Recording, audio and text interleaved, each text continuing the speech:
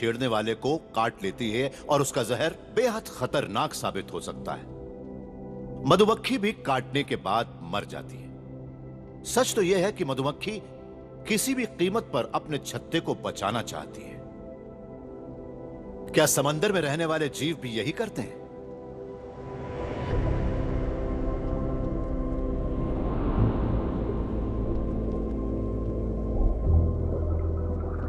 Peter ward एक oceanic पेलियोंटोलॉजिस्ट हैं, जो अपने सब्जेक्ट के बेहद करीब जाकर उनकी स्टडी करना पसंद करते हैं।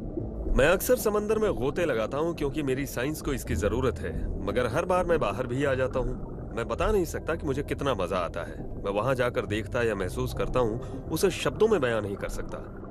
फिल्में ज्यादा बेहतर होती हैं। मैं वहां से वीडियो लेकर आता हूँ जिन्हें देखकर आप भी अंदाजा लगा सकते हैं कि वो नजारा कैसा होता है।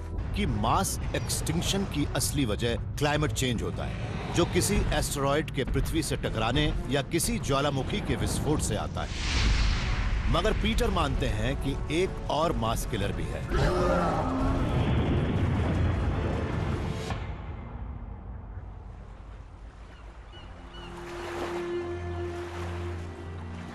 जब हमने कुछ और मास एक्सटिंक्शन की हदों को देखा तो हमें भरा है। हाइड्रोजन सल्फाइड वो गैस है जो हम लोगों के लिए बेहद खतरनाक होती है, मगर बहुत से बैक्टीरिया इसे पसंद करते हैं। ये उनकी जिंदगी के लिए जरूरी होती है, मगर हमारे लिए नहीं। जो जीव ऑक्सीजन का इस्तेमाल करते हैं उसके सहारे जीते हैं, उनके लिए ये गैस बड़ी ही जहरीली होती है। अगर हवा के 10 लाख मॉलिक्यूल में इसके 500 या 600 मॉलिक्यूल भी मिल जाएं, तो वो हमारी जान ले लेंगे, और ये चीज समंदर के तल में बैठी रहती है। पीटर मानते हैं कि जिन बैक्टीरिया से यह खतरनाक गैस बनी थी, उन्होंने ही पूरी पृथ्वी पर एक केमिकल जंग छेड़ दी थी, और उसमें जमीन पर ही नहीं, समंदर में रहने वाले जीव भी मारे गए थे और पृथ्वी पर कोई भी नहीं बचा। ऐसा कम से कम 5 बार हो चुका है।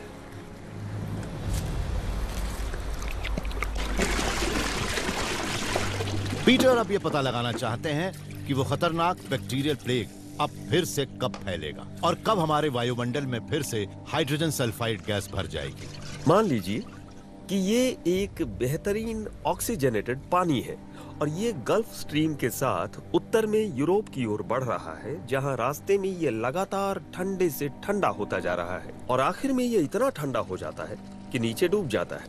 मगर इसके डूबने पर क्या होता है? नीचे तल पर ऑक्सीजनेटेड पानी जमा होता है और उससे समंदर का पूरा तल ढक जाता है।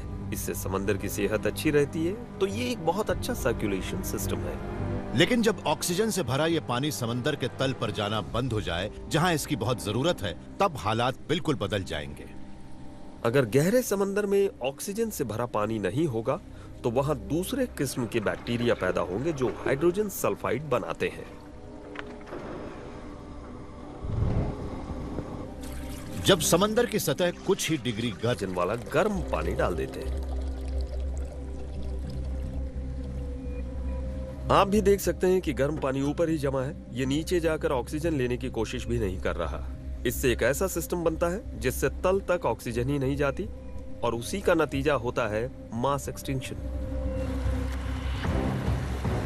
गहरे पानी में अगर ऑक्सीजन ना जाए तो वहां हाइड्रोजन सल्फाइड पैदा करने वाले बैक्टीरिया बहुत तेजी से बढ़ते हैं और वो समंदर में जहरीला वायलेट स्लज भर देते हैं। उसके बाद जहरीली पीली हाइड्रोजन सल्फाइड का गुबार उठता है और वो पूरे वायुमंडल को ढक लेता है।